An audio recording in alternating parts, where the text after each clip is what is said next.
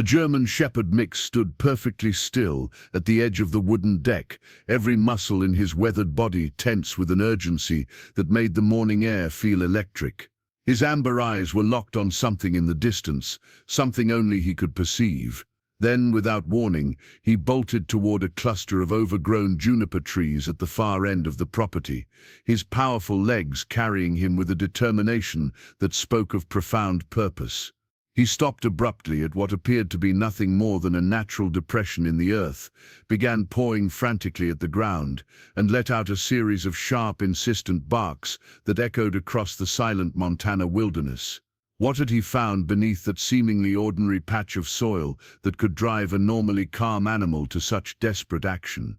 Before we jump back in, tell us where you're tuning in from, and if this story touches you, make sure you're subscribed, because tomorrow I've saved something extra special for you. The September wind carried the scent of pine and impending winter across the remote valleys of northwestern Montana as Daniel Carter stepped out of his weathered Ford pickup truck. The gravel crunched beneath his work boots, a familiar sound that should have brought comfort, but instead amplified the hollow ache that had settled in his chest months ago. At 41 years old, Daniel possessed the lean, efficient build of a man who had spent 15 years as a Navy SEAL, his body a carefully maintained instrument, honed by years of rigorous training and countless missions in places most people would never see on a map. His face, angular and weathered by sun and salt spray, bore the quiet intensity of someone who had learned to observe first and act second. Dark brown hair, now showing threads of premature silver at the temples, was kept military short despite his civilian status. His eyes, a startling shade of green that seemed to shift between forest and sea depending on the light, held a depth that spoke of experiences both profound and haunting.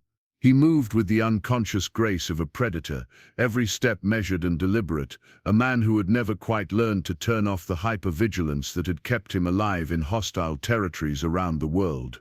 The ranch stretched before him, 800 acres of pristine Montana wilderness that his grandfather had purchased in 1952 with money earned from years of back-breaking work in the copper mines. Rolling hills covered in native grasses gave way to dense stands of lodgepole pine and Douglas fir, while a clear mountain stream meandered through the property like a silver ribbon. It was the kind of place that existed in postcards and dreams, a sanctuary far removed from the chaos of modern life. Daniel had inherited it 6 months ago when his grandfather passed away peacefully in his sleep, leaving behind a handwritten note that simply said, "The land will heal you if you let it." The old man had been right about many things, but Daniel wasn't sure healing was possible. The nightmares still came with clockwork regularity, dragging him from restless sleep at 3 in the morning. The hypervigilance that had served him so well in combat now made grocery shopping an exercise in tactical awareness. Crowds were unbearable, sudden noises sent his heart racing. The transition from warrior to civilian had proven far more challenging than any mission he had ever undertaken. He had tried the prescribed remedies, therapy sessions with well-meaning counselors who spoke of adjustment disorders and post-traumatic stress, medications that dulled the sharp edges of memory but left him feeling disconnected from everything that mattered. Support groups where other veterans shared their struggles in sterile conference rooms that smelled of stale coffee and industrial carpet. Nothing had worked. The demons followed him everywhere, whispering reminders of failures and losses that no amount of talking seemed to diminish. The ranch represented his last hope, a retreat from a world that no longer made sense. His grandfather had been a man of few words but profound wisdom, someone who understood that sometimes the best medicine was solitude, hard work, and the honest companionship of animals. The property came with a small herd of cattle, a few horses, and responsibilities that demanded attention regardless of how Daniel felt on any given morning. It was exactly what he needed, or at least what he hoped he needed. The house itself was a modest 2-story structure, built from local timber and stone, designed to withstand the harsh Montana winters that could last from October through April. Wide windows offered sweeping views of the surrounding landscape, while a wraparound porch provided shelter from summer storms and winter winds. Inside, the furnishings were simple but well crafted, reflecting his grandfather's practical nature and appreciation for quality over ostentation. A stone fireplace dominated the main room, surrounded by bookshelves filled with volumes on ranching, wildlife management, and military history. Daniel had been living on the ranch for 3 months, slowly establishing routines that gave structure to his days. Morning chores began before sunrise, feeding the cattle and horses, checking fences and water sources, maintaining the equipment that kept the operation running. The physical work was therapeutic in ways that no counseling session had ever been, demanding his complete attention and providing tangible evidence of accomplishment. By evening, he was exhausted enough to sleep for a few hours without the assistance of medications. But despite the therapeutic value of ranch life, Daniel remained fundamentally alone. The nearest neighbor lived 12 miles away, and the small town of Cedar Falls was a 30-minute drive on winding mountain roads. He spoke to other people only when necessary, conducting business with feed suppliers and veterinarians with polite efficiency before retreating to the sanctuary of his property. The isolation was both blessing and curse, providing the solitude he craved while amplifying the echo of his own thoughts. It was on a crisp Tuesday morning in late September that everything changed. Daniel was performing his usual morning inspection of the property boundaries when he noticed fresh tire tracks in the mud near the eastern fence line. The tracks were deep and wide, suggesting a heavy vehicle, possibly a truck or SUV. They appeared recent, made sometime during the previous night when a brief thunderstorm had left the ground soft and impressionable. The discovery triggered his tactical instincts immediately. The ranch was posted with no trespassing signs and bordered by national forest on 3 sides. There was no legitimate reason for anyone to be driving across his property in the middle of the night. He followed the tracks for nearly half a mile, noting where the vehicle had maneuvered around obstacles and stopped at various locations. The pattern suggested reconnaissance rather than casual trespassing, someone systematically exploring the property with purpose and intent. Daniel's military training had taught him to trust his instincts, and every alarm bell in his head was ringing. He spent the rest of the morning installing motion-activated trail cameras at strategic locations and checking the security system his grandfather had installed years earlier.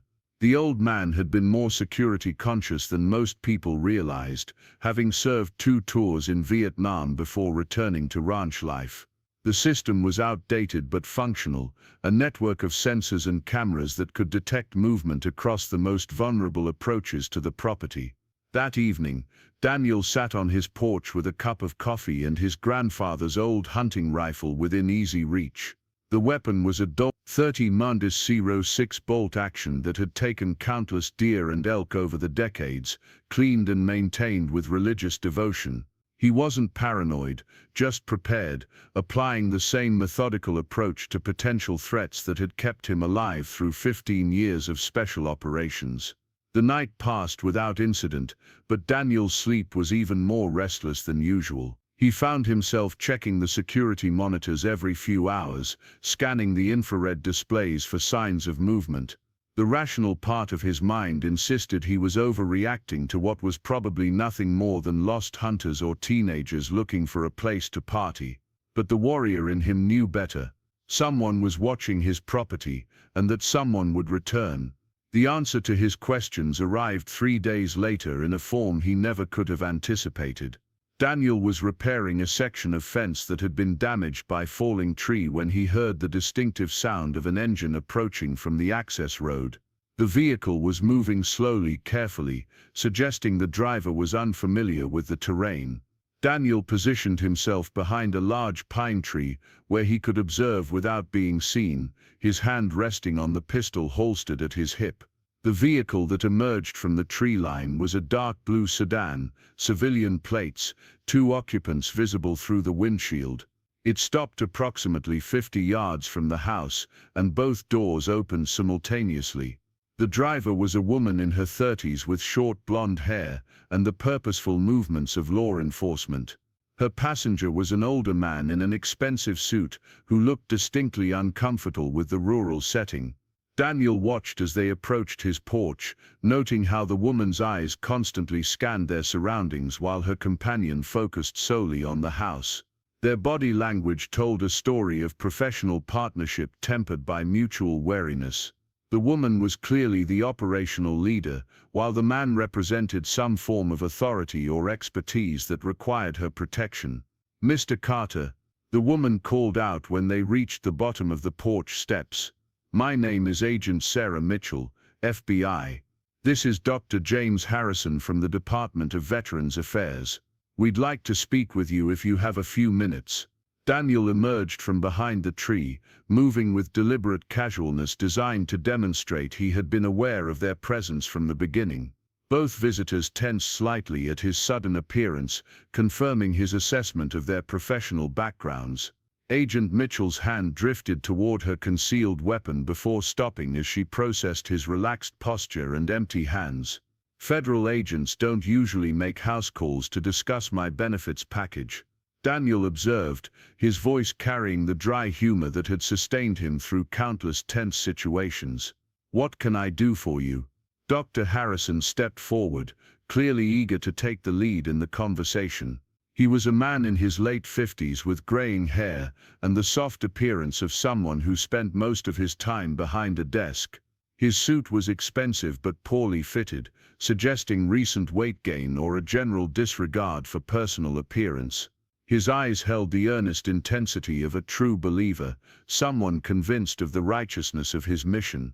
"Mr. Carter, we're here because of your military record and your recent acquisition of this property," Dr. Harrison began, consulting a thick folder he had been carrying. "Your service record is exemplary, 15 years with the Navy SEALs, multiple commendations, deployment to some of the most dangerous locations in the world.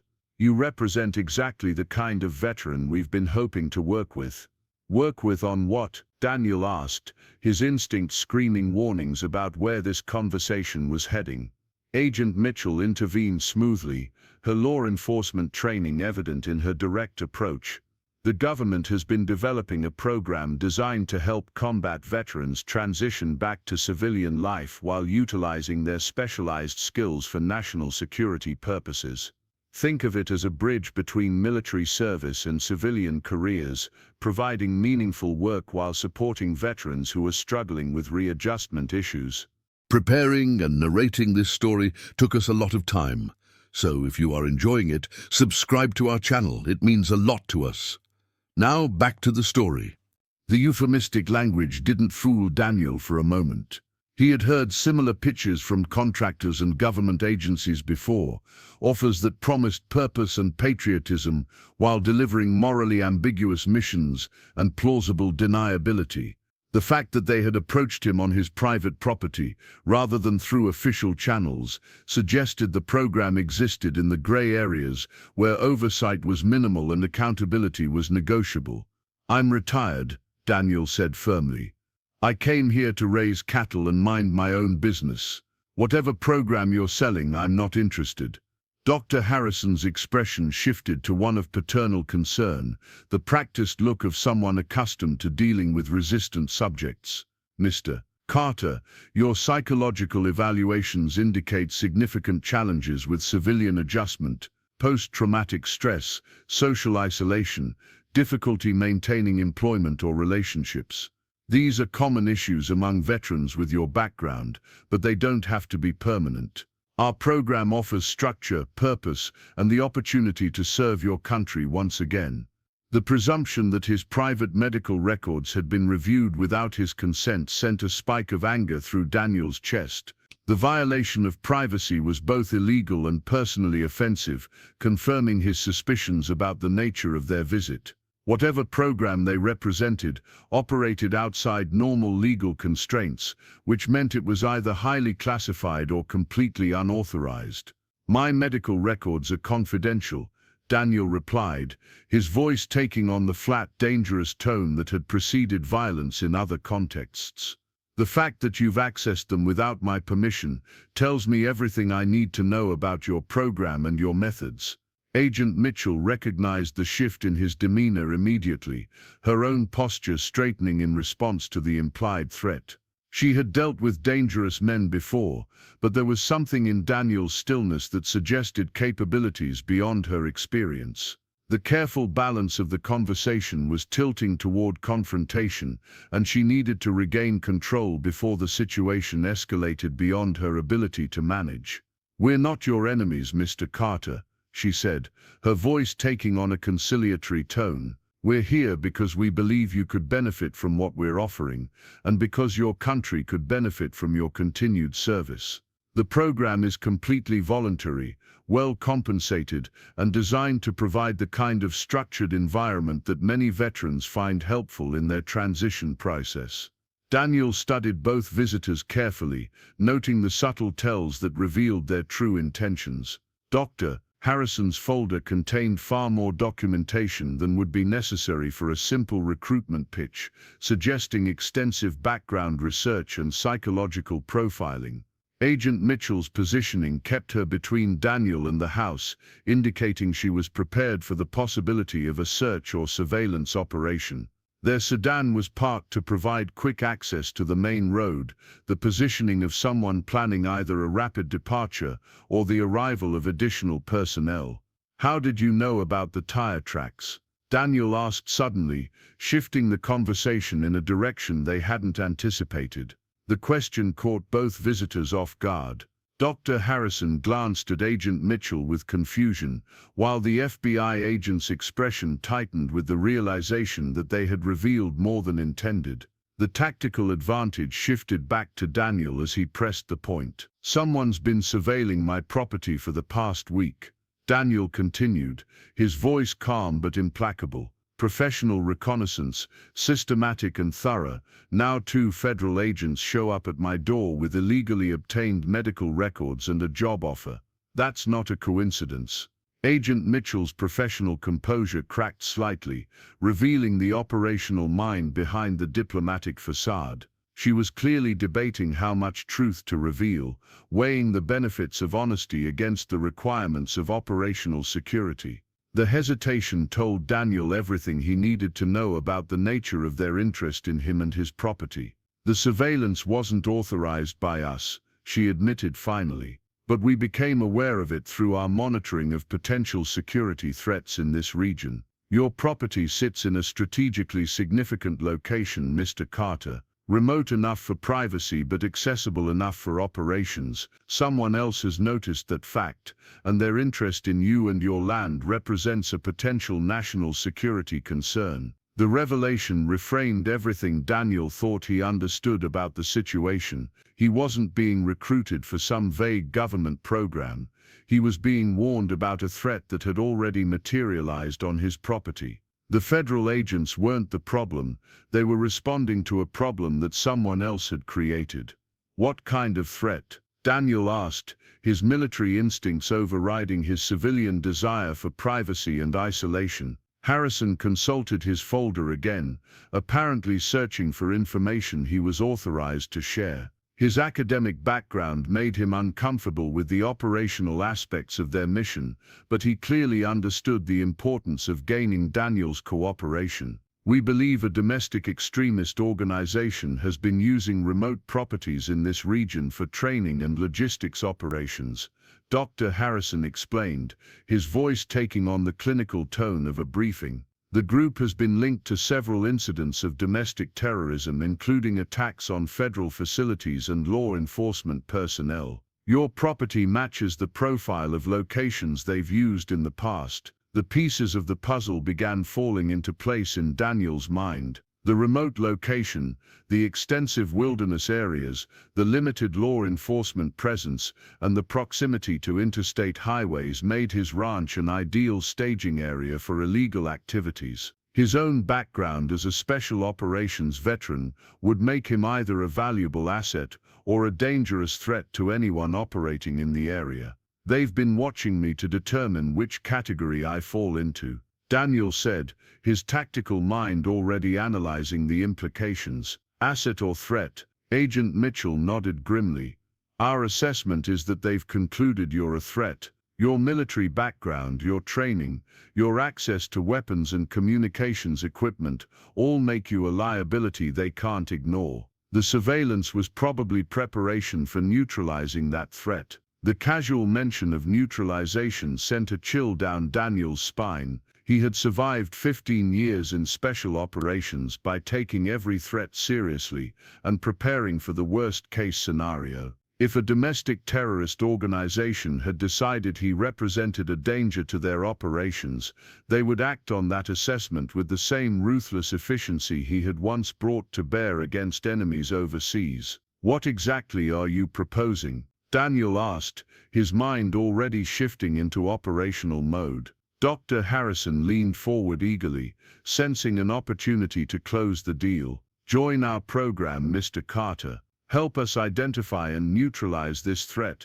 while providing yourself with the structure and purpose you need for successful civilian adjustment. It's a win-win situation that serves both your personal needs and your patriotic duty." Daniel studied the two federal agents, weighing the options available to him. He could refuse their offer and face the domestic terrorist threat alone, relying on his own skills and resources to protect his property and himself. He could sell the ranch and relocate to somewhere less strategically significant, abandoning his grandfather's legacy and his own hopes for healing. Or he could accept their proposal and return to the world of covert operations, trading his hard-won privacy for government protection and sanction. None of the options were appealing, but Daniel's military training had taught him to choose the course of action that provided the greatest chance of mission success. In this case, the mission was survival, both his own and that of the innocent people who might become collateral damage if the terrorist organization was allowed to operate unchecked.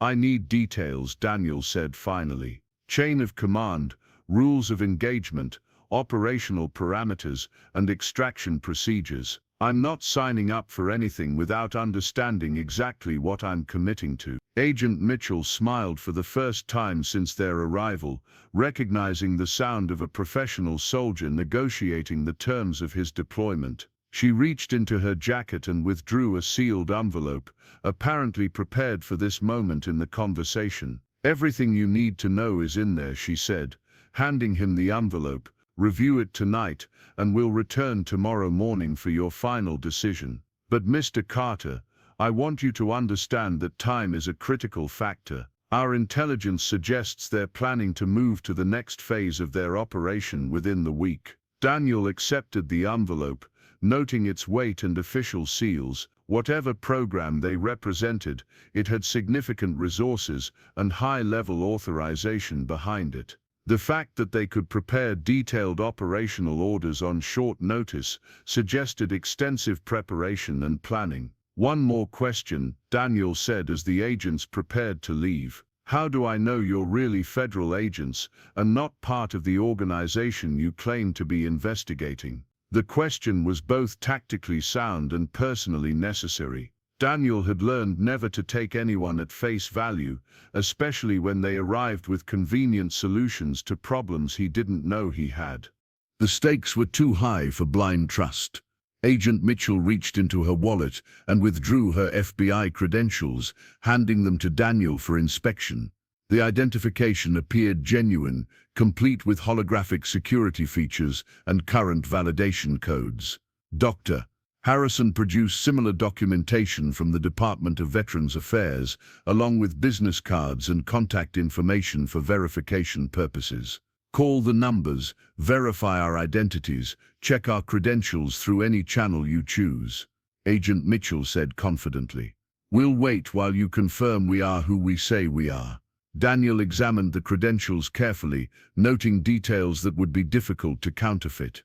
The photographs matched their faces, the identification numbers followed proper formatting, and the contact information included direct lines to federal agencies. He memorized the relevant numbers and handed the documents back to their owners. "I'll verify your identities and review your proposal," Daniel said. "Come back tomorrow at 10, and I'll give you my answer." The agents departed as methodically as they had arrived, their sedan disappearing into the tree line with the quiet efficiency of professionals completing a routine mission.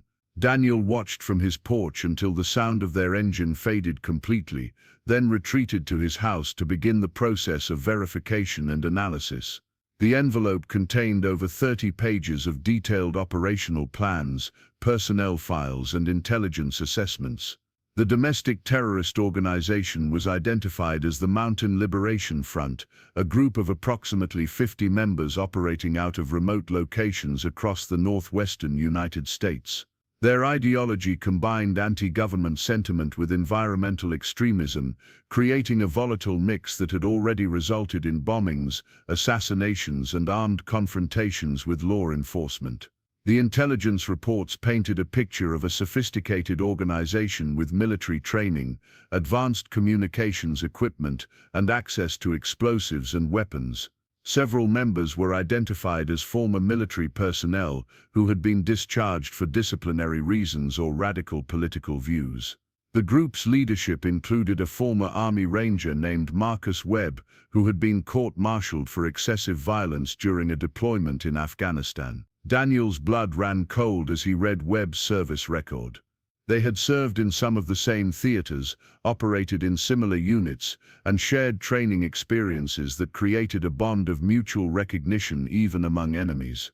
Webb would know exactly what Daniel was capable of, just as Daniel could predict Webb's tactical preferences and operational methods. Their confrontation would be a contest between equals, decided by preparation, resources, and luck rather than superior skill or training. The federal program offered Daniel significant advantages in such a confrontation. Official sanction meant access to intelligence resources, advanced equipment, and backup support when needed. Legal protection meant he could act aggressively without fear of prosecution for defending himself and his property. Financial compensation meant he could focus entirely on the mission without worrying about the economic costs of an extended conflict. But acceptance also meant returning to the world he had tried to leave behind, trading the peace of ranch life for the hypervigilance of covert operations. The nightmares would intensify, the isolation would become tactical rather than therapeutic, and the healing process would be indefinitely postponed. It was a devil's bargain, but one that might be necessary for survival. Daniel spent the evening verifying the agents' identities through multiple channels, confirming their credentials and the existence of their respective programs. Every check came back positive, lending credibility to their claims and their offer. He also researched the Mountain Liberation Front through public records and news reports, discovering a pattern of escalating violence that matched the intelligence assessments he had been provided. As night fell across the Montana wilderness, Daniel prepared for what might be his last peaceful sleep for some time. He checked his weapons, tested his communications equipment, and activated every security system on the property. Tomorrow would bring a decision that would determine not just his own future, but potentially the safety of countless innocent people in the surrounding area. The ranch that had been his refuge was about to become a battlefield, and Daniel Carter was once again being called to war. The morning sun was just beginning to pierce through the dense canopy of pine trees when Daniel heard the sound that would change everything. It wasn't the familiar rumble of the federal agent's sedan returning for his answer, nor was it the distant lowing of cattle that usually marked the start of his day. It was something far more unexpected and infinitely more significant, the desperate, urgent barking of a dog. Daniel had been sitting on his porch, cradling a cup of black coffee while reviewing the federal documents one final time before Agent Mitchell and Dr. Harrison arrived. The operational plans were thorough, the intelligence assessments were credible, and the threat posed by the Mountain Liberation Front was undeniably real. He had already made his decision to accept their offer, recognizing that his military skills were needed once again, regardless of his personal desires for peace and solitude. But the sound of frantic barking from somewhere near the eastern boundary of his property demanded immediate attention. Daniel set down his coffee and moved with the fluid efficiency of someone whose survival instincts had been honed by years of combat. He grabbed his binoculars from the kitchen counter and stepped off the porch, scanning the tree line for the source of the commotion. What he saw through the magnified lenses made him pause in confusion. A large dog, possibly a German Shepherd mix, was standing at the edge of a small clearing approximately 300 yards from the house. The animal was clearly agitated, pacing back and forth in tight circles while continuing to bark with an intensity that suggested either extreme distress or an urgent need to communicate something important. Daniel had been living on the ranch for 3 months, and this was the first time he had encountered any dog on the property. His grandfather had owned several working dogs over the years, but the last one had died nearly 2 years before the old man passed away. The nearest neighbors were miles away, making it unlikely that this was simply a domestic pet that had wandered off its home territory. The dog's behavior was unlike anything Daniel had observed in stray or feral animals. There was purpose in its movements, a deliberate quality that suggested intelligence and training rather than random distress. The animal would bark several times, pause as if listening for a response, then resume its urgent calls with renewed intensity. It was clearly trying to attract attention, possibly seeking help or attempting to lead someone to a specific location. Daniel's tactical training had taught him to investigate anomalies thoroughly, especially when they occurred in areas where threats had been identified. The timing of the dog's appearance, just hours before he was scheduled to meet with federal agents about a domestic terrorist organization operating in the region, could be coincidental. But Daniel had learned never to assume coincidence when pattern recognition suggested otherwise. He retrieved his service pistol from the house and approached the clearing with careful deliberation, using available cover to mask his movement while keeping the dog in sight. The animal noticed his approach immediately, its barking becoming even more urgent and insistent. But instead of fleeing or showing signs of aggression, the dog moved toward him with what appeared to be relief and anticipation. As Daniel drew closer, he could see that the animal was indeed a German Shepherd mix, probably weighing around 70 pounds with a thick coat marked by distinctive patches of gray, black and tan. The dog appeared to be in good health, well fed and groomed, suggesting it belonged to someone rather than surviving as a stray. But there was no collar or identification tags visible, and its behavior indicated it had been on its own for some time. The dog approached to within 20 feet of Daniel before stopping and fixing him with an intense, intelligent gaze. Its amber eyes held a depth of expression that seemed almost human, a desperate need to communicate something that transcended the normal boundaries between species. The animal whined softly, a sound that conveyed both urgency and pleading, then turned and trotted several steps toward a specific area of the clearing before looking back expectantly. Daniel recognized the behavior immediately.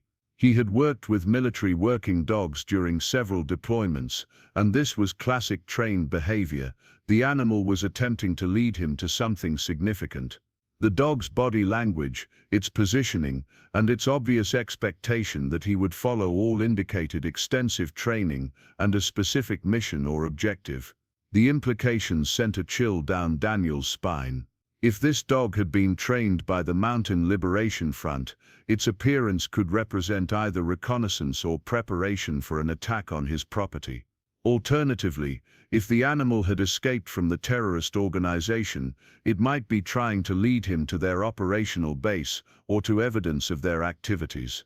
Either scenario required immediate investigation and careful tactical consideration. Daniel followed the dog across the clearing, maintaining tactical spacing and keeping his weapon ready while observing the animal's behavior for any signs of deception or threat. The dog moved with obvious purpose, occasionally stopping to ensure Daniel was still following but never varying from its chosen path. They traveled approximately half a mile through increasingly dense forest, following what appeared to be an old game trail that wound between massive pine trees and over rocky outcroppings. The terrain became more challenging as they progressed, requiring careful footing over loose rocks and fallen logs. Daniel noted that the path showed signs of recent human passage, broken branches, disturbed soil, and the faint impressions of boot prints in muddy areas. Someone had traveled this route within the past few days, possibly multiple people moving with equipment or supplies. The dog led him to a natural depression in the landscape where several large boulders formed a rough circle around a flat area that would be invisible from any direction except directly above. It was the kind of location that would appeal to anyone seeking concealment from ground-level observation while maintaining easy access to multiple escape routes. The tactical advantages of the position were obvious to anyone with military training. But what captured Daniel's immediate attention wasn't the strategic value of the location. It was what the dog was showing him with increasingly frantic pawing and digging at one specific spot near the base of the largest boulder. The animal was clawing at what appeared to be nothing more than a natural accumulation of pine needles and forest debris, but its behavior suggested something significant lay beneath the surface. Daniel knelt beside the dog and began carefully brushing away the organic material, immediately discovering that the depression wasn't natural. Beneath the camouflage of fallen leaves and pine needles was a carefully constructed cover made from local materials but engineered with obvious precision. The edges were perfectly fitted, the supporting structure was professionally designed, and the concealment was so effective that it would be virtually invisible to anyone not specifically searching for it. Working together, Daniel and the dog cleared away the remaining camouflage to reveal a concealed entrance that defied every assumption he had made about the situation. Instead of finding evidence of terrorist activity or criminal operations, he was looking down into what appeared to be a professionally constructed underground facility. Concrete steps descended into darkness, while steel reinforcement beams and proper ventilation systems indicated significant investment in both time and resources. The entrance was secured by a heavy steel door that stood partially open, apparently damaged by some recent event. Scratch marks around the lock mechanism suggested the dog had been trying to open or close the door, possibly seeking access to the interior or attempting to secure it against intruders. The animal's behavior became even more agitated as Daniel examined the entrance, whining and pawing at the door while looking at him with obvious expectation. Daniel's military training screamed warnings about entering unknown underground facilities without proper reconnaissance and backup support. The tactical disadvantages of confined spaces were enormous: limited mobility, restricted fields of fire, potential for booby traps, and no easy escape routes if the situation deteriorated. Every protocol he had learned demanded that he secure the area and call for assistance before attempting to explore the facility. But the dog's behavior was becoming increasingly desperate. The animal was now alternating between pawing at the entrance and looking directly at Daniel with an expression that conveyed unmistakable urgency. Something inside that underground facility required immediate attention, something that couldn't wait for backup or proper tactical preparation. The dog's training and intelligence were evident in every action, suggesting it understood the risks but considered them secondary to whatever emergency existed below ground. Daniel made a tactical decision based on incomplete information and the desperate pleas of an animal he had met less than an hour ago. He activated the GPS beacon on his phone, sending his location to the federal agents who would be arriving shortly, then prepared to descend into the unknown facility.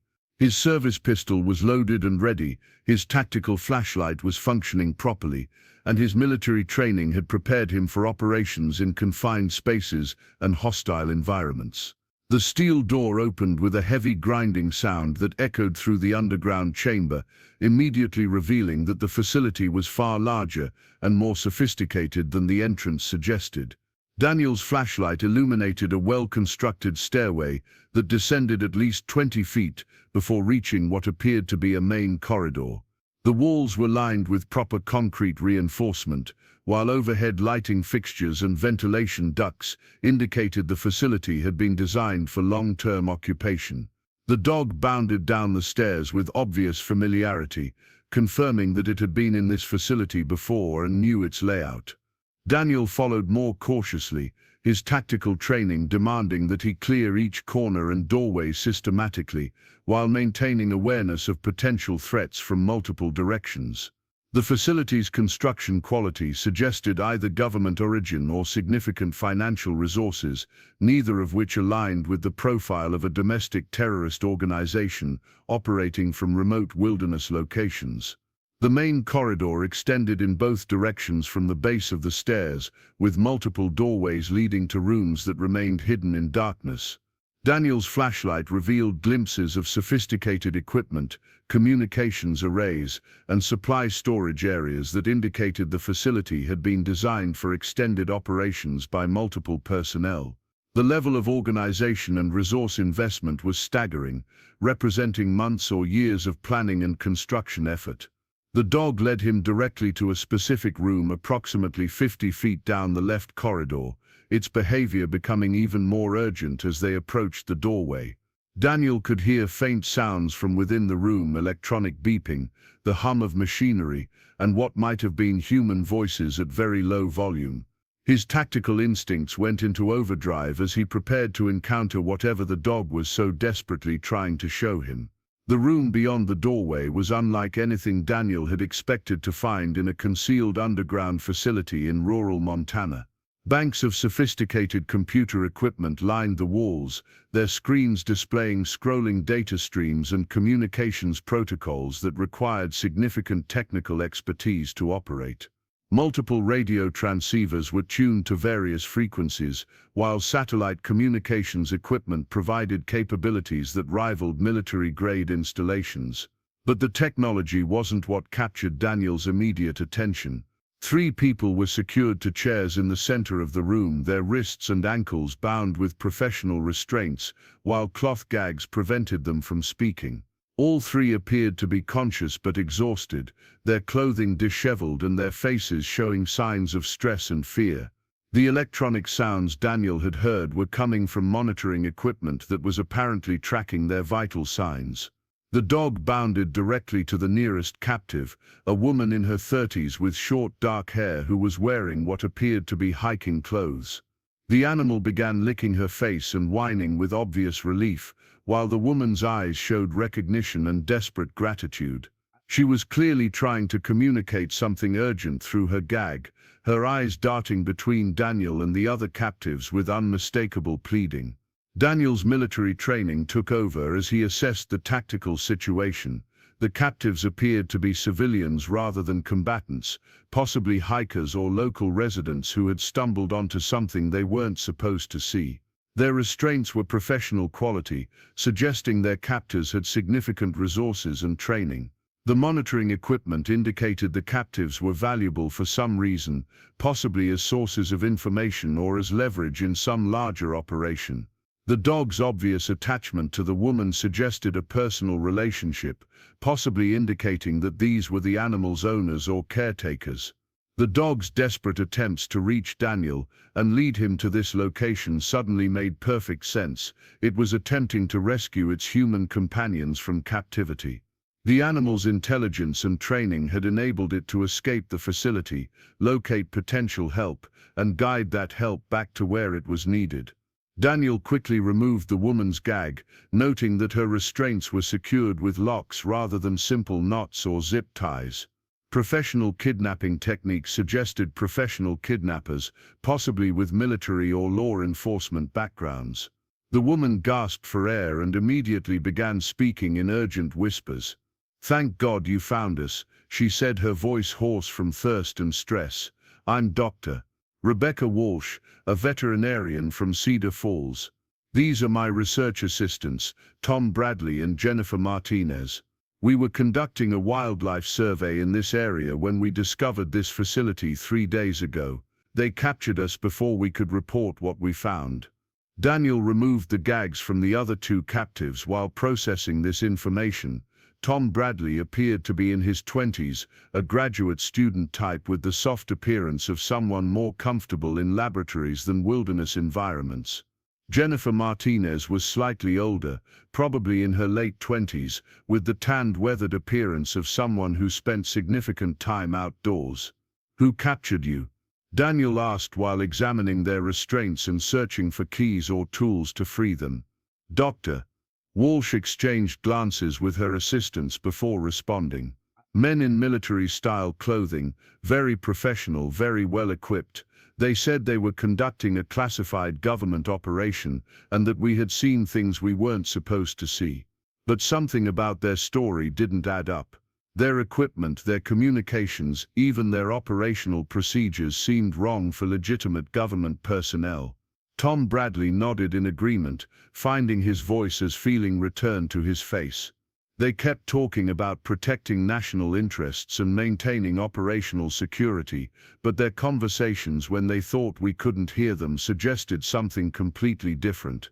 They mentioned timelines, targets and operational phases that sounded more like planning an attack than conducting legitimate government business. Jennifer Martinez provided the most disturbing information. We overheard them talking about someone named Marcus Webb, apparently their leader.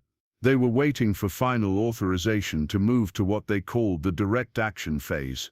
From what we could gather, they've been using this facility to coordinate activities across multiple states, and whatever they're planning is supposed to happen very soon.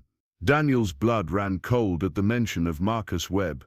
The Federal Intelligence Briefing had identified Webb as the leader of the Mountain Liberation Front, a former Army Ranger with the skills and connections necessary to organize sophisticated terrorist operations. The fact that these civilian captives had overheard operational planning suggested they had been captured by the very organization that federal agents were investigating. The implications were staggering. The underground facility wasn't just a hideout or training camp, it was an operational command center for a domestic terrorist organization with capabilities that rivaled military installations. The captives represented a critical intelligence opportunity, but they also represented immediate danger if the terrorists returned before Daniel could extract them safely. "How many people are operating from this facility?"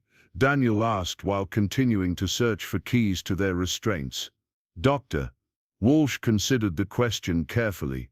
"We saw at least 12 different people during our captivity, but there could be more. They work in shifts and maintain continuous security watches. Most of them are clearly former military, very disciplined and professional in their operations. They have enough supplies and equipment to sustain operations for extended periods." The sound of footsteps echoing through the main corridor interrupted their conversation. Daniel immediately drew his service pistol and positioned himself to defend the captives, while the dog growled low in its throat and moved protectively between the doorway and Dr. Walsh.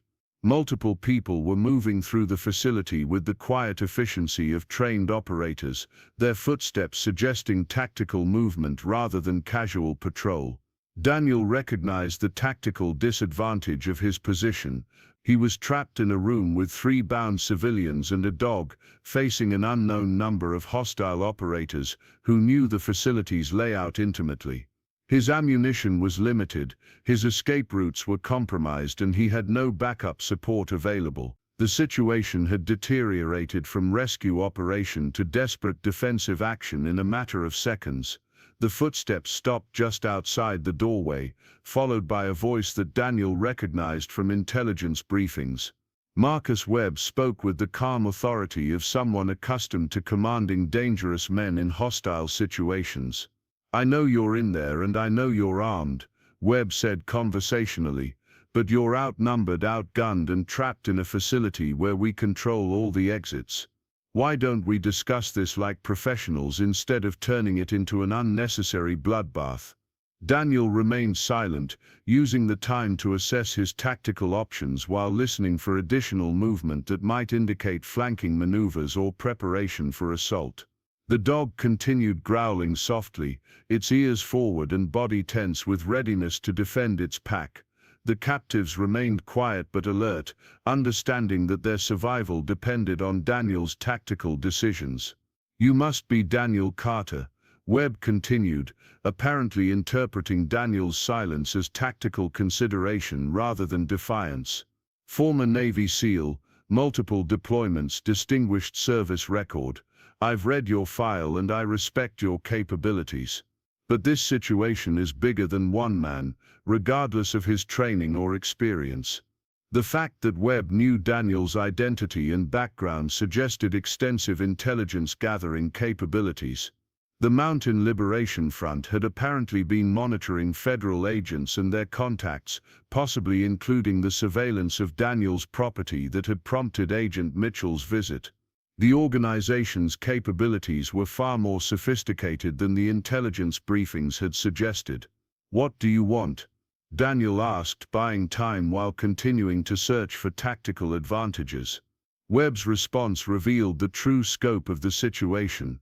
"I want to prevent a war that our government is planning against its own citizens.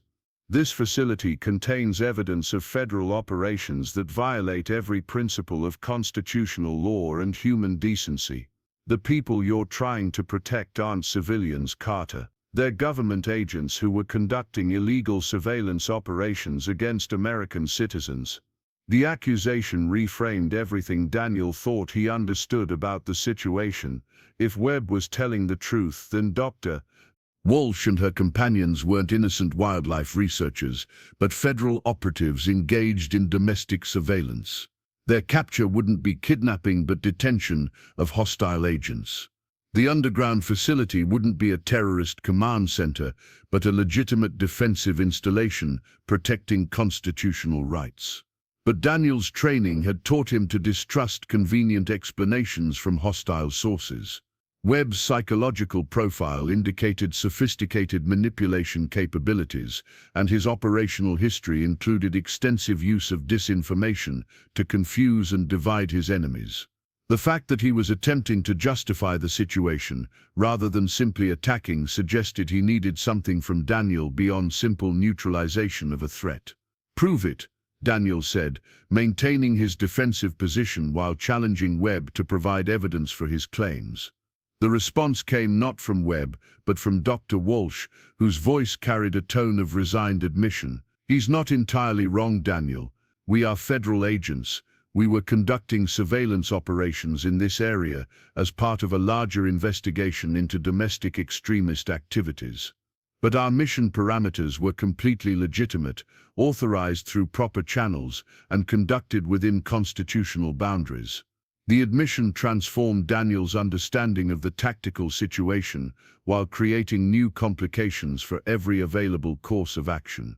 If Dr. Walsh and her companions were federal agents, then their rescue became a matter of national security rather than humanitarian concern. But their admission also confirmed that Webb's organization possessed accurate intelligence about federal operations, suggesting capabilities that far exceeded normal domestic terrorist organizations. Webb's voice took on a tone of reasonable discourse, the sound of someone attempting to educate rather than threaten. "Carter, your government has been conducting illegal domestic surveillance operations for decades, violating the constitutional rights of American citizens while claiming national security justification. This facility was constructed to monitor and document those operations, providing evidence for legal challenges that could restore constitutional protections." The explanation sounded plausible, even noble, but Daniel recognized the sophisticated propaganda techniques that made dangerous ideologies seem reasonable to potential recruits. Webb was clearly attempting to convert rather than eliminate him, recognizing that Daniel's skills and background would make him a valuable asset to the organization's operations. "If your cause is legitimate, why resort to kidnapping federal agents?" Daniel asked, probing for inconsistencies in Webb's narrative. The question prompted a longer pause before Webb responded, suggesting he was carefully considering his answer, because conventional legal channels have been compromised. Federal courts dismiss constitutional challenges based on classified evidence that citizens aren't allowed to examine. Congressional oversight committees are briefed on sanitized versions of operations that conceal the most egregious violations.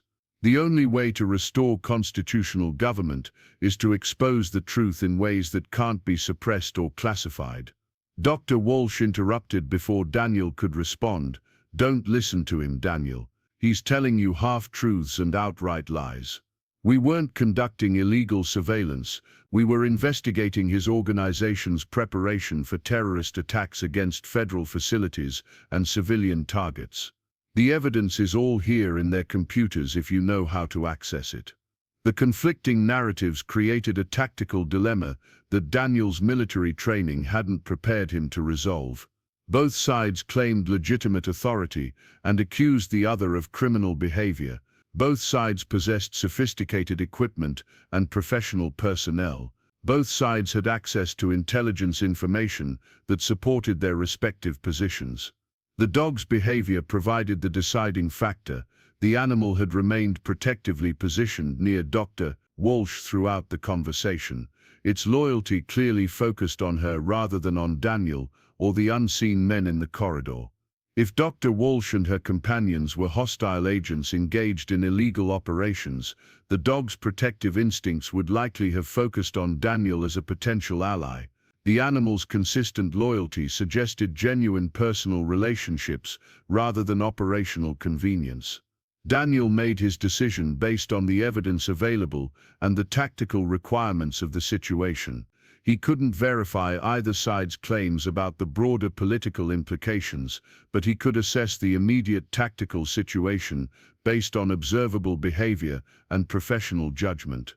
The dog's loyalty, the captive's genuine fear, and Webb's need to justify rather than simply act all supported the conclusion that this was indeed a hostage situation rather than a legitimate detention operation. "I'm taking them out of here," Daniel announced, his voice carrying the flat certainty of someone who had made a tactical decision and committed to its execution regardless of consequences. Webb's response revealed the true nature of his organization. "I'm afraid I can't allow that, Carter. You've seen too much, learned too much about our operations. Your federal friends will be here soon, and they'll want detailed briefings about everything you've discovered. That represents an unacceptable operational risk." The mask of reasonable discourse slipped away, revealing the ruthless calculation beneath. Webb wasn't interested in converting Daniel to his cause. He was interested in eliminating potential threats to his operations. The talk of constitutional rights and government overreach was propaganda designed to confuse and delay rather than genuine political belief. Daniel heard movement in the corridor as Webb's personnel took positions for assault. Time for negotiation or tactical consideration had ended. The situation was about to become kinetic, and Daniel's survival training kicked in with the cold efficiency that had kept him alive through 15 years of special operations. The underground facility that had begun as a mystery was about to become a battlefield, and Daniel Carter was once again at war. The silence stretched for exactly 3 seconds before the first flashbang grenade detonated in the corridor outside. The concussive blast rattled the concrete walls and sent debris cascading from the ceiling, while the accompanying flash temporarily overwhelmed Daniel's night-adapted vision. His military training kicked in instantly, muscle memory overriding conscious thought as he moved to protect the captives while maintaining defensive positioning. The dog reacted with equal speed, pressing itself against Dr. Walsh's legs while maintaining a low profile that minimized exposure to the explosive effects. The animal's tactical awareness was remarkable, suggesting extensive training in combat environments. Its calm response to the flashbang confirmed that this wasn't the first time it had experienced military-style assault tactics. Daniel used the brief disorientation following the blast to reassess his tactical situation. The room offered limited cover, with the computer equipment providing some protection against small arms fire, but nothing that would stop rifle rounds or sustained assault. The doorway represented both the primary threat axis and the only escape route, creating a tactical dilemma that required immediate resolution. Webb's voice echoed through the facility's corridors, amplified by the concrete construction. "Carter, you've got nowhere to go and no backup coming. We've been monitoring federal communications, and your friends upstairs are walking into an ambush. Surrender now, and we can discuss terms that might keep everyone alive." The psychological warfare was textbook special operations, designed to create doubt and despair while offering false hope of negotiation. Daniel recognized the technique from his own training, understanding that Webb was attempting to break his will to resist while buying time for his assault teams to achieve better tactical positioning. Dr. Walsh whispered urgently from her restraints, "Daniel, there's a service tunnel behind that panel on the far wall. It connects to the ventilation system and leads to multiple exit points throughout the facility. Tom knows the access codes from when they were setting up their monitoring equipment." Tom Bradley nodded frantically, his academic composure completely shattered by the reality of their situation. The panel opens with a 6-digit code, 741986. It's a maintenance access that connects to the primary air handling system. We observed them using it during our captivity. The information provided a potential escape route, but it also required Daniel to make a critical tactical decision. He could attempt to free the captives and escape through the service tunnel, abandoning any hope of stopping Webb's organization and their planned attacks.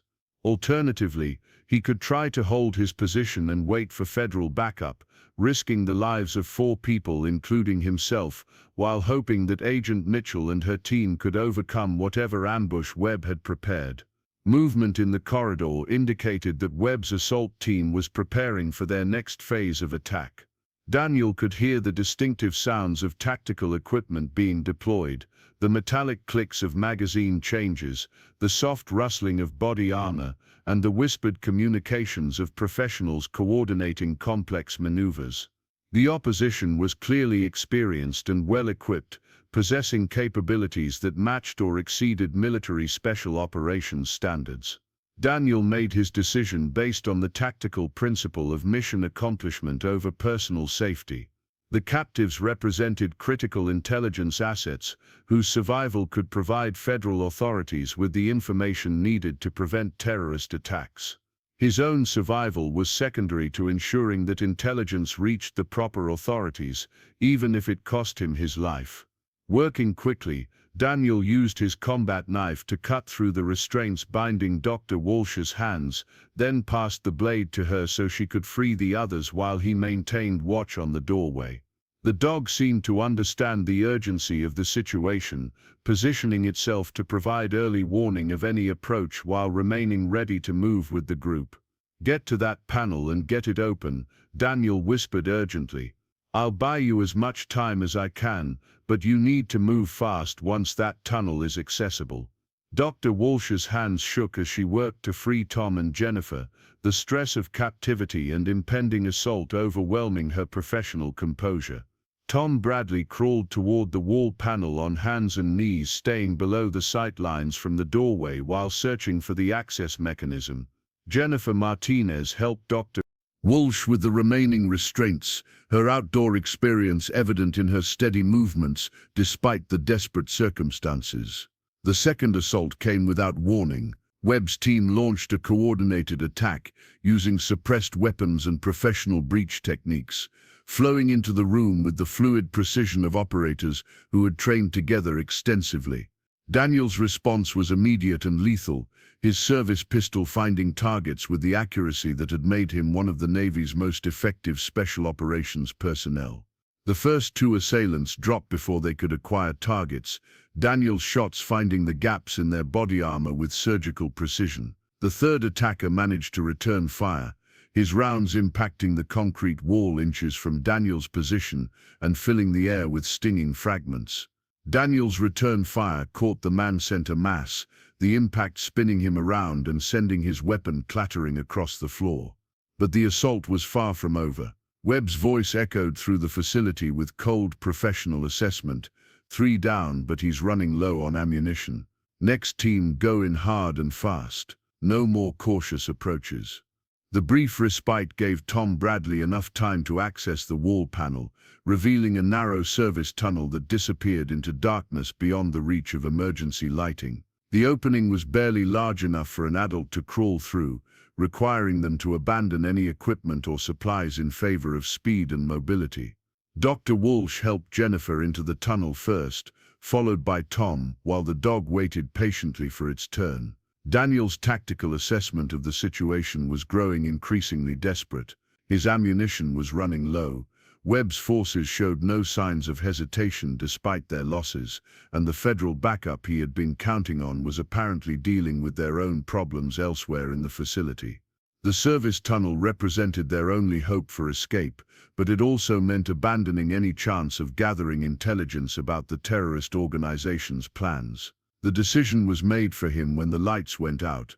Webb's team had cut power to the facility, plunging everything into absolute darkness and eliminating Daniel's remaining tactical advantages. His night vision would need several minutes to adapt, while the attacking force likely possessed night vision equipment that would give them overwhelming superiority in low-light combat. "Go, go, go," Daniel whispered urgently, pushing Dr. Walsh toward the tunnel entrance while firing blind toward the doorway to discourage immediate pursuit. The muzzle flashes from his pistol provided brief snapshots of movement in the corridor, revealing that Webb's next assault team was already in position and waiting for optimal conditions to attack. Dr. Walsh disappeared into the service tunnel with the dog close behind, their movement creating soft scraping sounds that echoed through the ventilation system. Daniel followed immediately, pulling himself into the narrow space just as automatic weapons fire erupted in the room behind him. The concrete walls of the tunnel provided protection from direct fire, but the sound of bullets ricocheting off metal surfaces suggested that Webb's team was firing blindly into the tunnel entrance.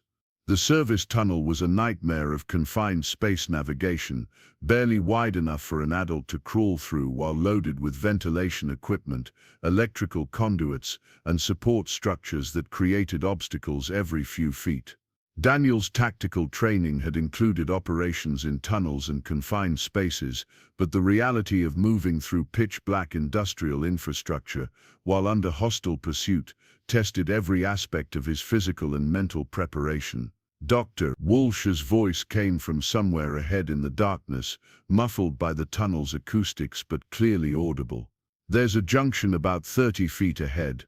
The right branch leads to the main building's HVAC system, while the left connects to what appears to be a secondary facility we didn't know existed during our initial reconnaissance."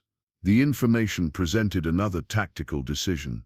The main building would offer more exit options and better chances of reaching the surface, but it would also be where Webb's forces expected them to emerge. The secondary facility was unknown territory that could represent either safety or additional danger, but it might provide the element of surprise they desperately needed. Tom Bradley's academic voice carried a note of excitement, despite their desperate circumstances.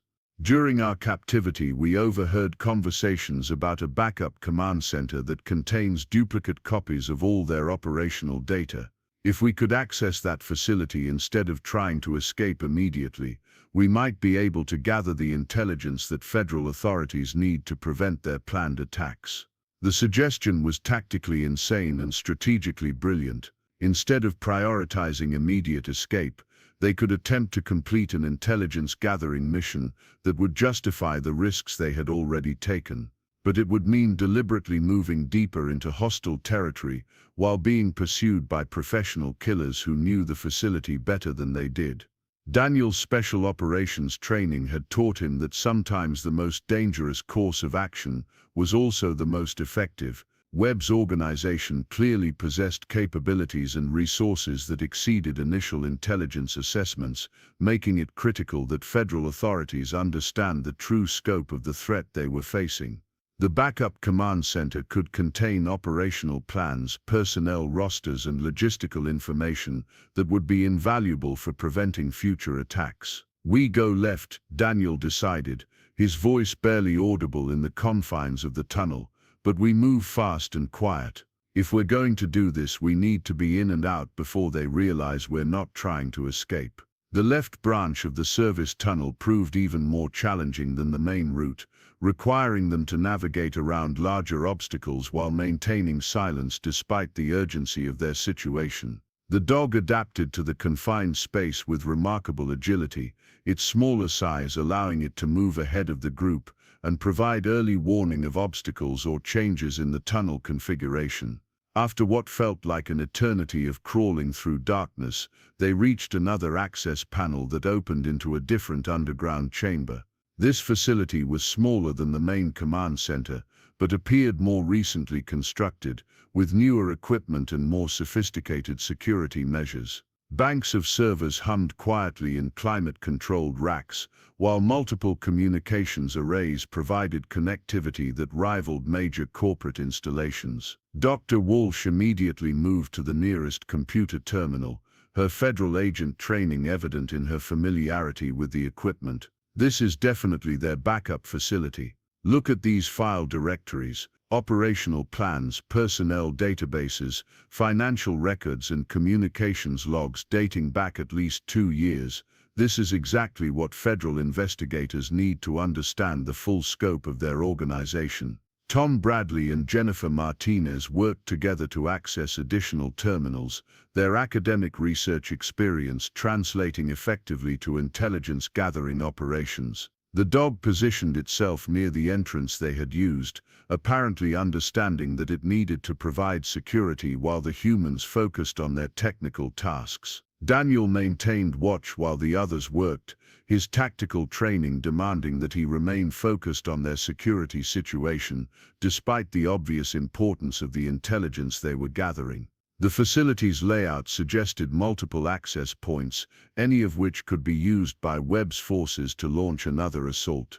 Their position was defensible but not secure, requiring constant vigilance and preparation for immediate evacuation. The computers revealed information that exceeded their most pessimistic assessments of the Mountain Liberation Front's capabilities and intentions. Webb's organization wasn't just planning random terrorist attacks, they were coordinating a systematic campaign designed to provoke federal overreaction and justify widespread civil unrest. Their target list included federal buildings, law enforcement facilities, and critical infrastructure installations across multiple states. But the most disturbing discovery was the extent of their intelligence gathering operations. The organization had been conducting surveillance on federal agents, military personnel, and local law enforcement officials for months, building detailed profiles that included personal information, family relationships, and daily routines.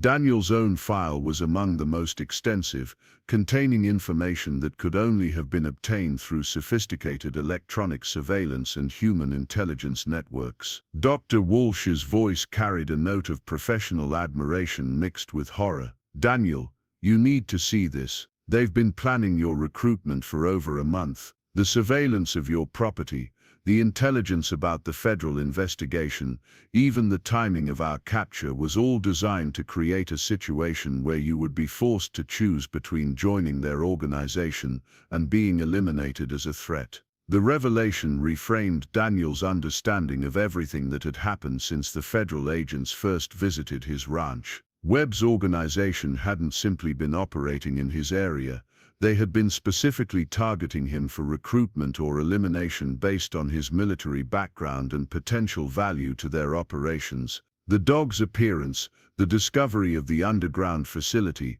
and the rescue of the federal agents had all been orchestrated to test his capabilities and loyalties.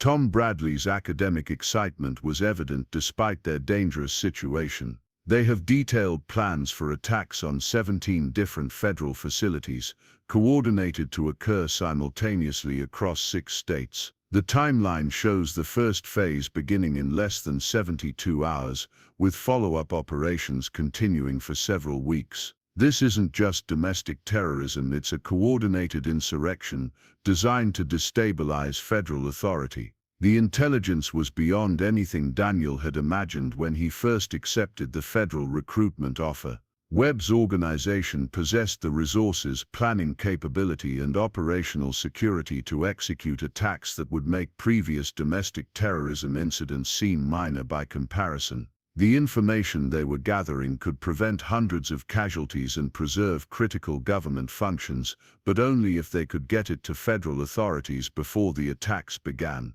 Jennifer Martinez made the most disturbing discovery of all. They have infiltration assets within federal agencies. Look at these communication logs. Someone inside the FBI has been providing them with operational intelligence about federal investigations, including details about Agent Mitchell's team and their interest in this area. They've been staying one step ahead of federal authorities because they have inside information about every investigation.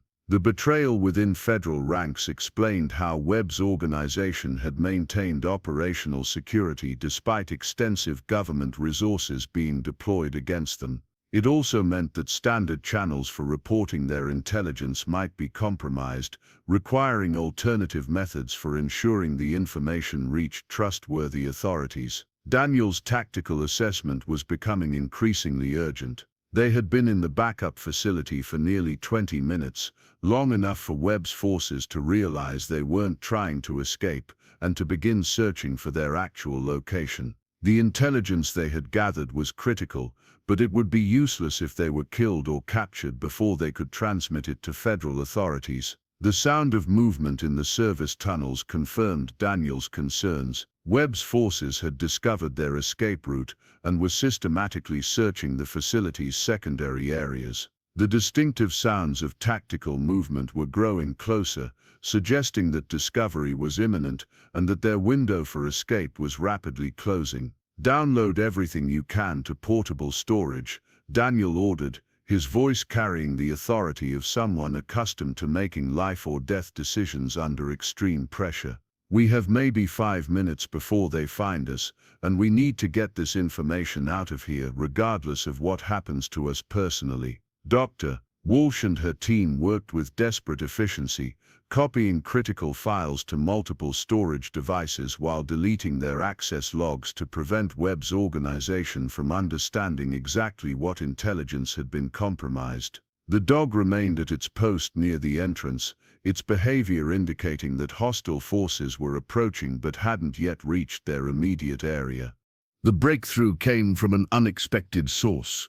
Tom Bradley discovered that the facility's communications equipment was still connected to external networks, providing an opportunity to transmit their intelligence directly to federal authorities without having to physically escape the underground complex. The connection was encrypted and routed through multiple relay points, making it difficult to trace or intercept. "I can send everything directly to FBI headquarters," Tom explained quickly. "The transmission will take several minutes to complete, but once it's initiated, the data will reach federal authorities, even if we don't survive to deliver it personally." Daniel made the decision that defined the entire operation. Instead of prioritizing their escape, they would complete the intelligence transmission and trust that federal authorities could act on the information quickly enough to prevent the planned attacks. It was a tactical gamble that risked their lives for the greater mission, exactly the kind of decision that special operations training had prepared him to make. The transmission began just as Webb's assault team located their position. The sound of explosions echoed through the service tunnels as breaching charges opened access points throughout the facility. Daniel took position near the main entrance, while Dr. Walsh monitored the transmission progress and her team prepared backup copies of the most critical intelligence. The final assault came with overwhelming force and professional precision. Webb's forces used coordinated explosions to breach multiple access points simultaneously, flooding the backup facility with assault teams from every direction. Daniel's defensive position allowed him to engage the first wave of attackers, his accurate fire slowing their advance, but unable to stop their systematic infiltration of the facility. The dog proved its worth in the final moments, attacking one of the assault team members who had bypassed Daniel's position and threatening Dr. Walsh while she protected the computer terminal. The animal's intervention allowed Daniel to shift position and engage additional targets, but the tactical situation was clearly deteriorating beyond any possibility of successful defense. Webb himself appeared in the facility as his assault teams secured the area, his professional composure intact despite the casualties his organization had suffered. He moved with the confidence of someone who had achieved tactical victory and could afford to be magnanimous toward defeated enemies. "Impressive work, Carter," Webb said genuinely, surveying the bodies of his fallen operatives while noting the extensive intelligence gathering that had been completed. You managed to turn a simple rescue operation into a significant intelligence breach. Your federal friends will certainly appreciate the information you've gathered, assuming they survive long enough to act on it. Daniel maintained his defensive position despite being clearly outnumbered and outgunned, his service pistol trained on Webb while calculating the odds of eliminating the organization's leader before being killed himself. The tactical mathematics were unfavorable, but sometimes honor demanded action regardless of probability of success. Dr. Walsh spoke from her position at the computer terminal, her voice carrying quiet satisfaction despite their desperate circumstances. The transmission is complete. Every file, every operational plan, every personnel record has been sent directly to FBI headquarters, with priority routing to counter-terrorism specialists. Your organization's security has been completely compromised. Webb's expression shifted from confident control to cold calculation as he processed the implications of her statement. The intelligence breach represented more than tactical inconvenience. It was an existential threat to his organization's operational capability and long-term survival. His response would need to be immediate and decisive if he hoped to salvage anything from the situation. The standoff lasted exactly 37 seconds before it was interrupted by the distinctive sound of helicopters approaching the facility. Multiple aircraft were converging on their location, their flight patterns indicating coordinated tactical deployment rather than casual reconnaissance. Webb's confidence evaporated as he realized that federal authorities had received the intelligence transmission and were responding with overwhelming force. Agent Mitchell's voice echoed through the facility's communication system, amplified by federal equipment that had overridden Webb's security measures. This is the FBI. The facility is surrounded by federal agents and military personnel. Surrender immediately, and you will be taken into custody without additional violence. Any resistance will be met with lethal force. Webb's tactical situation had reversed completely. His organization was now trapped in an underground facility surrounded by federal forces with overwhelming superiority in numbers, equipment, and intelligence. The careful operational security that had protected them for months had been shattered by the intelligence transmission, leaving them exposed and vulnerable to systematic federal action. Daniel maintained his defensive position while federal assault teams entered the facility through multiple access points, their professional movements and advanced equipment demonstrating capabilities that exceeded Webb's resources. The dog remained protectively positioned near Dr. Walsh, its loyalty unwavering despite the chaos surrounding them. The final surrender came not through negotiation but through recognition of tactical reality. Webb's remaining operatives laid down their weapons as federal agents secured each room systematically, their resistance crumbling in the face of overwhelming force and complete intelligence compromise. Webb himself maintained his dignity until the end, surrendering his weapon to Daniel personally rather than to the federal agents who had defeated his organization.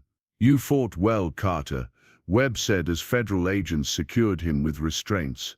"Your country is fortunate to have soldiers with your capabilities and dedication. I hope the intelligence you gathered helps prevent the chaos that would have followed our operations." The acknowledgement from his defeated enemy carried more weight than any official commendation Daniel might receive. Webb was a professional soldier who understood the costs and necessities of their shared profession, even when they found themselves on opposite sides of operational necessity. Dr. Walsh and her team were evacuated to the surface for medical evaluation and debriefing, their intelligence-gathering efforts having provided federal authorities with unprecedented insight into domestic terrorism capabilities and intentions. The dog remained with Dr. Walsh throughout the evacuation process, its loyalty having been tested under extreme circumstances and proven absolute. Daniel emerged from the underground facility into Montana sunlight that seemed impossibly bright after hours in artificial lighting. Agent Mitchell met him at the surface with professional respect and obvious relief at his survival. The federal operation had been successful beyond their most optimistic projections, neutralizing a major domestic terrorism threat while gathering intelligence that would prevent attacks across multiple states. The debriefing process took several days, with federal specialists analyzing every aspect of the intelligence gathered and the tactical decisions made during the underground operations. Daniel's actions were reviewed and commended, while Dr. Walsh and her team received recognition for their intelligence-gathering efforts under extreme circumstances. But the most meaningful recognition came from an unexpected source. Dr. Walsh approached Daniel as the federal operations were concluding, the dog walking calmly beside her. The animal's behavior had returned to normal, its tactical alertness replaced by the contented demeanor of a working animal whose mission had been successfully completed. "His name is Ranger," Dr. Walsh explained, noting Daniel's obvious curiosity about the dog's background and training. "He's actually a retired military working dog who was adopted by my veterinary practice after completing his service. When we were captured, he escaped and spent 3 days searching the area for help. His training and loyalty saved all our lives." The revelation explained everything about the dog's behavior and capabilities. Ranger was a fellow veteran whose service had prepared him to recognize and respond to tactical situations with the same professional competence that Daniel had demonstrated throughout the operation.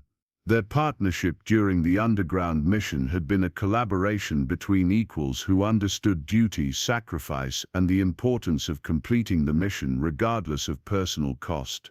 As federal operations concluded, and the various agencies prepared to return to their normal duties, Daniel faced the same decision that had confronted him when Agent Mitchell first visited his ranch. He could return to the isolation of ranch life, accepting the peace and solitude he had originally sought. Alternatively, he could accept the federal recruitment offer that had initiated the entire sequence of events, using his skills in service of national security while building connections that might help with his own healing process. The decision was made easier by an unexpected development. Dr. Walsh approached him with a proposal that combined both options in ways he hadn't considered possible. "The federal program that recruited you is expanding," she explained. "They're looking for experienced personnel who can work with specially trained animals in domestic security operations. Ranger needs a new handler now that his original assignment has been completed, and your performance in the underground facility suggests you'd be an ideal match." The offer represented more than employment. It was an opportunity to continue serving while building the kind of partnership that had proven so effective during their recent mission.